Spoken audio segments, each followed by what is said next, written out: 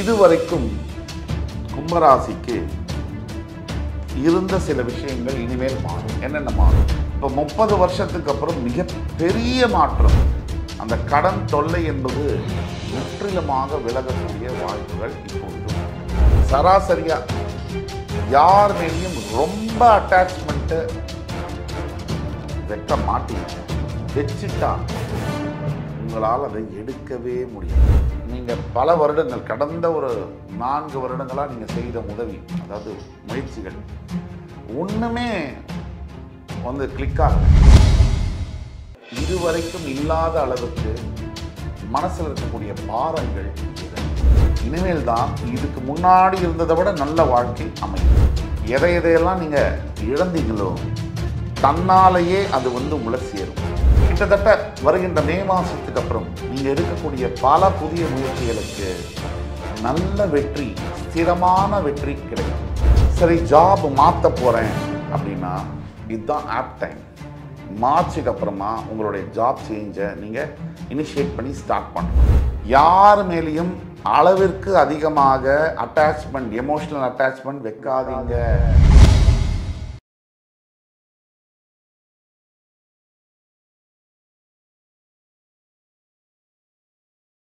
நீங்கள் இனிமேல் உங்களுக்கு இதுவரைக்கும் இல்லாத அளவுக்கு மனசில் இருக்கக்கூடிய பாரங்கள் இறங்கும். அதுதான் பிரேக்கிங் நியூஸ். இந்த பாரங்கள் மெல்ல மெல்ல இறங்கி விலகி ஒரு நல்ல பாதையை வந்து உங்களுக்கு வருகின்ற எதிர்காலத்தில் அமைச்சு கொடுக்கும்.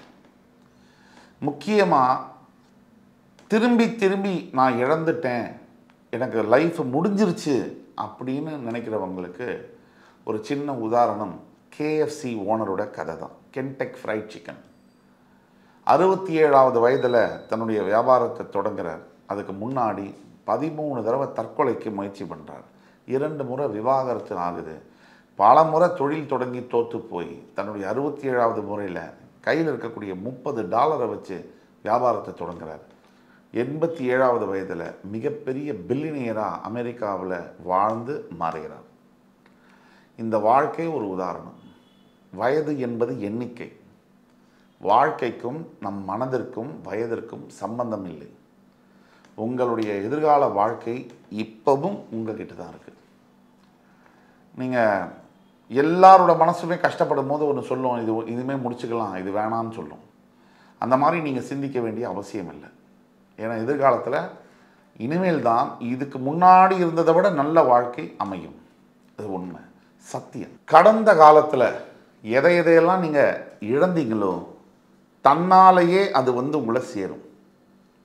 2வது பாயிண்ட்டு, உங்களை யார் யார் அவமானம் செய்தார்களோ அந்த அவமானம் செய்தவர்களுக்கு முன்னாடி மிகப்பெரிய அளவில் நீங்கள் வாழப்போகிறீர்கள். உங்கள் காலடியில் வந்து விழுவார்கள். கிட்டத்தட்ட வருகின்ற மே மாதத்துக்கு அப்புறம் நீங்கள் எடுக்கக்கூடிய பல புதிய முயற்சிகளுக்கு நல்ல வெற்றி, ஸ்திரமான வெற்றி கிடைக்கும். உங்களுடைய ஒட்டுமொத்த உடல் நலம் மற்றும் அதை விட முக்கியமான மனநலம். மனசு தாங்க முக்கியம். மனசு மட்டும் ட்விஸ்ட் ஆச்சுன்னா வாழ்க்கையே ட்விஸ்ட் ஆகிடும். பணம், பேர், புகழ், செல்வம் எல்லாமே இருந்தாலும் கூட, ஹெல்த்து கூட இருந்தாலும் கூட, மனசு மைண்டு போயிடுச்சுன்னு வச்சுங்க, இது எல்லாமே இருந்தும் ஜீரோ தான். அப்போ மைண்டு தான் ரொம்ப முக்கியம். அந்த மைண்டு உங்களுக்கு ரொம்ப வலுப்பெறப் போகிறது வருகின்ற மே மாதத்துக்கு பிறகு. உங்களுடைய ராசிநாதன், அதாவது சனீஸ்வர பகவான், அவர் வந்து உங்களோட ராசியிலேருந்து மூவ் ஆகி தனஸ்தானத்துக்கு போவார். ஆனால் அந்த தனகாரகன், தனஸ்தானத்துக்கு அதிபதியான குரு பகவான் கிட்டத்தட்ட 12 ஆண்டுகளுக்கு பிறகு உங்களோட பூர்வ புண்ணிய ஸ்தானத்துக்கு போவார். புத்திரகாரகன் புத்திரஸ்தானத்துக்கு போவார். பல தெய்வ தரிசனங்கள், தெய்வத்தினுடைய அருள் நேரடியாக உங்கள் ராசியை குரு பார்க்கவிருப்பதினால் மிக மிக பெரிய நல்ல விஷயங்கள், கான்ட்ராக்ட் சைன் ஆகுது போன்ற விஷயங்கள் நடைபெறும். திருப்பு முனைகளை ஏற்படுத்துவார். கிட்டத்தட்ட உங்களுடைய வார்த்தையில் இதுவரைக்கும் இருந்து வந்த தடுமாற்றம் என்பது கொஞ்சம் விலகி நல்ல ஸ்திரமாக இருக்கும். உங்கள் பேச்சே வந்து மாறும். உங்களோட ஃபீல் ஃபேக்டர்னு சொல்லுவோம், அதெல்லாம் வந்து வெளியில் சொல்ல முடியாது.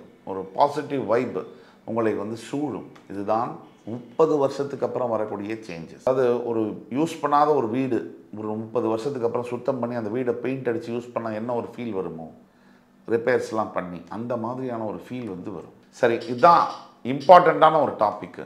ஹஸ்பண்ட் அண்ட் ஒய்ஃபு விவாகரத்து. விவாகரத்து கோர்ட்டில் கேஸ் இருக்கிறவங்க, இல்லை விவாகரத்தை செய்யலாம், நோட்டீஸ் அனுப்பலாம்னு நினைக்கிறவங்க நிறுத்திடுங்க. உங்களுடைய பிரிவு என்பது பல பேருக்கு லாபம். முக்கியமாக சில காவல்துறை அதிகாரிகளுக்கும் சில வக்கீல்களுக்கும் குடும்ப பிரிவுகளில் பற்றி அவங்களுக்கு அக்கறை கிடையாது. இந்த சமுதாயம் சிதறி போவதை பற்றி அவங்களுக்கு தொழிலே அதுதான். அதனால் எல்லோரும் அல்ல, பல நல்ல காவல்துறை நல்ல வழக்கறிஞர்கள் இருக்கார்கள்.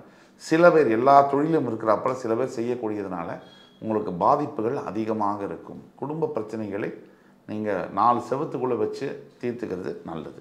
சரி, ஜாப் மாற்ற போகிறேன் அப்படின்னா இதுதான் ஆப் டைம். மார்ச்சுக்கு அப்புறமா உங்களுடைய ஜாப் சேஞ்சை நீங்கள் இனிஷியேட் பண்ணி ஸ்டார்ட் பண்ணலாம். எந்த ஒரு கவலையும் தேவையில்லை. மிகப்பெரிய அளவில் ஜாபில் வந்து நல்ல கெரியர் அட்வான்ஸ்மெண்ட் கிடைக்கக்கூடிய அளவில் உங்களுடைய மார்ச்சுக்கு அப்புறம் டைம் அருமையாக இருக்குது.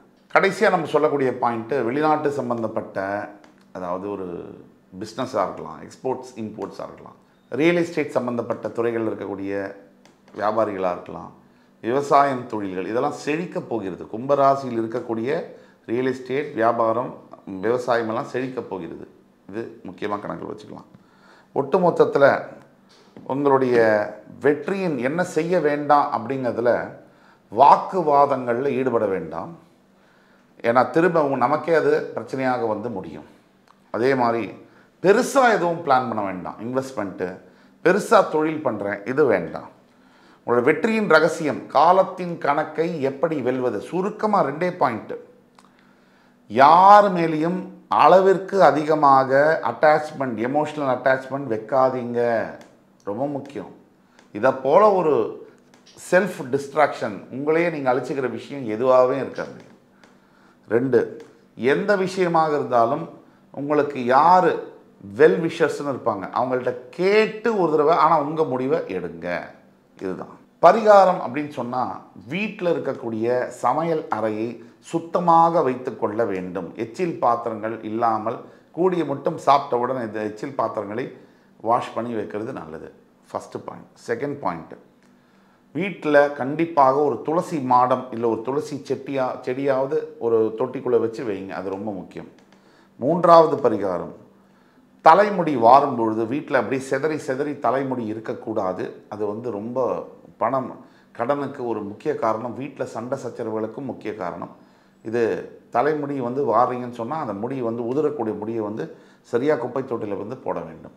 இது 4வது பரிகாரம், பேசும் வார்த்தைகள் சனீஸ்வர பகவானுக்கு ரொம்ப ரொம்ப முக்கியம். விளையாட்டுக்கு கூட தவறான வார்த்தைகளை பேசாதீர்கள், தவறான எண்ணங்களை வைத்துக் கொள்ளாதீர்கள். அது கெட்ட வார்த்தையை பேசும்போது சனீஸ்வர பகவான் அதை அப்படியே செஞ்சிருவார். அதனால் அதை பண்ணாதீங்க, விளையாட்டுக்கு கூட. 4வது பரிகாரம், பெற்ற தாய் தந்தையை நீங்கள் நம்ம என்றைக்கு மதிக்கிறோமோ அதை விட ஒரு சிறந்த பரிகாரம் இருக்கவே முடியாது. அதனால் உங்களோட பெத்த அப்பா அம்மா இருக்கிற வரைக்கும் அவங்கள நல்லா பார்த்துக்கோங்க. 5வது பரிகாரம், பசுமாடு பைரவர்களுக்கு உணவு கொடுத்து நீர் கொடுத்து வணங்குவது. ஆக என் உயிரினும் மேலான கும்பராசி பெருமக்களே, இந்த வீடியோ முழுசாக பாருங்கள், லைக் பண்ணி கமெண்ட் பண்ணி சப்ஸ்கிரைப் பண்ணுங்கள். ஃப்ரெண்ட்ஸ், ஃபேமிலிஸ் அண்ட் ரிலேட்டிவ்ஸில் இருக்கிறவங்களுக்கு ஃபார்வர்ட் பண்ணுங்கள். நான் சொல்லக்கூடிய அத்தனை விஷயம் நீங்கள் ஃபாலோ பண்ணும்போது கண்டிப்பாக எதிர்கால வாழ்க்கை மிகப்பெரிய ஒரு வெற்றிகரமான வாழ்க்கையாக அமையும் என்பதில் எல்லளவும் சந்தேகமில்லை என்று கூறி, அடுத்து வரும் காணொளியில் உங்களை மீண்டும் சந்திக்கும் வரை உங்களிடமிருந்து விடைபெறுவது உங்கள் சுபாஷ் பாலகிருஷ்ணன். நன்றி, வணக்கம், வாழ்க வளமுடன். உலகத்தில் மழை பெய்யறதுக்கு முக்கிய காரணம் ரிஷபராசி என்பவர்கள் அப்படின்னு சொன்னால் மிக இது உண்மை. அப்போ இவ்வளவு மனசு எல்லாருக்கும் எல்லாமும் கிடைக்க வேண்டும், எல்லாருக்கும் எல்லாத்தையும் கொடுக்க வேண்டும்னு நினைக்கக்கூடிய ஒரு மனப்பான்மை. இது எல்லாம் செய்து எந்த எதிர்பார்ப்பும் இல்லாமல் மற்றவர்களுக்காக வாரி இறைச்சி அன்பை வாரி கொட்டி, நம்பிக்கையை வாரி கொட்டி, உங்களுடைய உணர்வை வாரி கொட்டி நீங்கள் கண்டது ஏமாற்றம்.